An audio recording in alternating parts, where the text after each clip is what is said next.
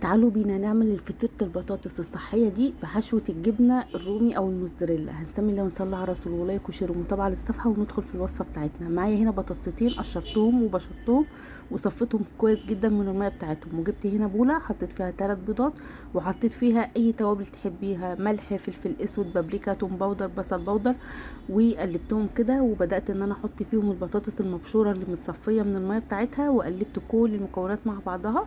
وبدأت اجيب طاسة غير لاصقة ونزلت فيها نص الكمية وفردتها بالشكل ده، ونزلت عليها كده بقطع من الجبنة الرومي، تقدري تغيري في الحشوة زي ما تحبي. وبدأت انزل بنص الخليط بتاع البطاطس والبيض مرة تانية، وغطيتها بقى بعد ما فردتها علشان تستوي على نار اقل من الوسط بشوية، وسبتها براحتها خالص لحد ما خدت لون ذهبي زي ما انتم شايفينه كده.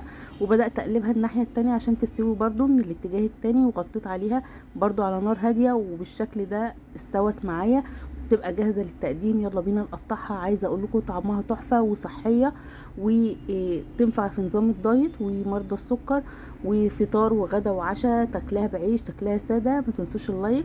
باي باي.